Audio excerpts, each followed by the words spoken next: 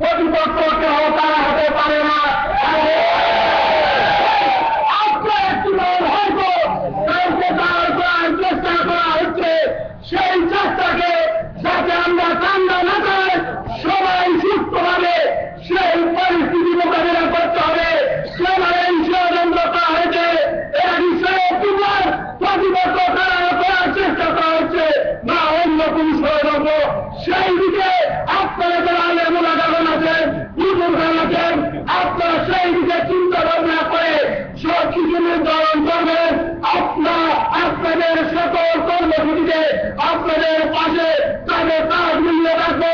কারণ আপনাদেরকে আমরা এই অঞ্চলে এই সিনিয়র মাইটিকার সুপারিনটেন্ডেন্ট আব্দুল কাইম সিদ্দিকী সাহেব সব এখানে যারা বিভিন্ন মসজিদের ইমাম সাহেব আছেন, আপনাদের দিকে আমরা ধর্মীয়ভাবে সবসময় চেয়ে থাকি। আমরা চাই চুলকুল ইসলাম কিবলার অনুসারীরা এই বৃহত্তর সিলেটে ধর্মীয়ভাবে নেতৃত্ব দেয়, সব কিছুতে থাকুক, আমরা তাদের অনুসারী হিসেবে থাকতে চাই।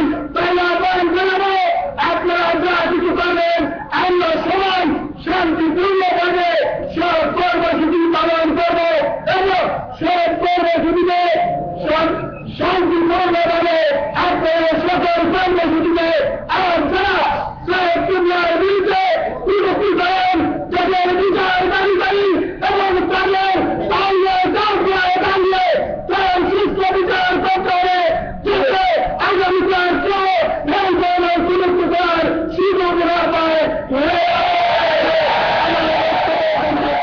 সবাইকে ধন্যবাদ।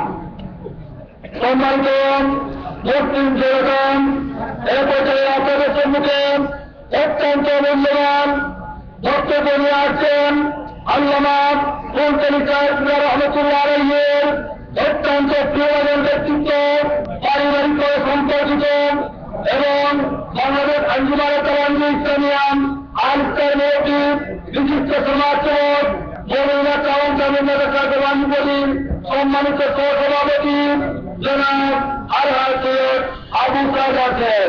জনাব আলহাজ সৈয়দ আবু সাইদের সাহেবকে তার মূল্যবান বক্তব্য দেওয়ার জন্য আমি সবিনয় অনুরোধ জানাচ্ছি এবং আমি একটি খবর পেতে অনুরোধ জানাচ্ছি। আজকে বক্তব্য দেখে একটি ভারতীয় পাঠ করা হলে আমার সব ভাইকে আমি অনুরোধ জানাচ্ছি, আপনারা এই সমস্ত ত্যাগ করে অন্য কোথাও যাবেন না, যেহেতু ভারতীয় যে আমাদের আর্থিক টাকা সেগুলো কাজ করে যাবেন।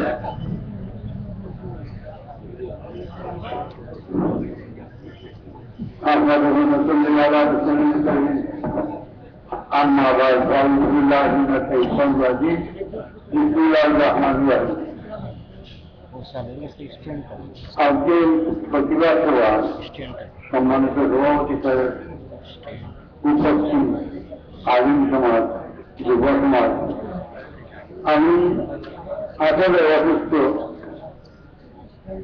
তারপরেও ফুলতলী সাহেব কিবলার উপরে কর্তৃপক্ষ ব্যবহার করার কারণে আমি জানি আপনাদের মঞ্চে দেখেছি, বসেছিলাম, তারপরে বসতে পারে না, যার একটা নিয়ে মঞ্চে যাদের মতো আপনাদের এই বিষয়ে দেখে আমি বসতে হয়েছে। যাই হোক, আমি দুটি কথা বলবো। সেখানে বক্তারা আব্দুল করিম সম্বন্ধে অনেক কিছু বলেছেন এবং কাজ পূজা সম্বন্ধে আপনারা অবগত, আরো অবগত করাই করতেন। আমি দুটি কথা বলব। যার প্রতিবাদ আমরা এখানে করছি, যাকে কর্তৃপক্ষ বলা হয়েছে, যার ফ্যামিলি সম্বন্ধে কথা বলা হয়েছে, যে বলেছে আমি আজ থেকে 50 বছর পূর্বে যদি নিজে বলেছে, সেবা হঠাৎ করে কিসের অসুবিধা হলো, কোথায় থেকে বঞ্চিত হলো, সাত কিনার থেকে দূরে সরল, জানি না। আমার মনে হয় মুনাফিকের বিভিন্ন সুরত আছে। নবী করিম সাল্লাল্লাহু আলাইহি ওয়াসাল্লামের সময়ও কাবার মধ্যেও মুনাফিক ছিলেন। যাই হোক, আমি ওদিকে লম্বা করবো না, আমাদের নামাজের সময় আসছে। আপনারা বিভিন্ন জায়গার থেকে কষ্ট করে এখানে আসছেন, মিছিল দিয়া দিয়ে আসছেন।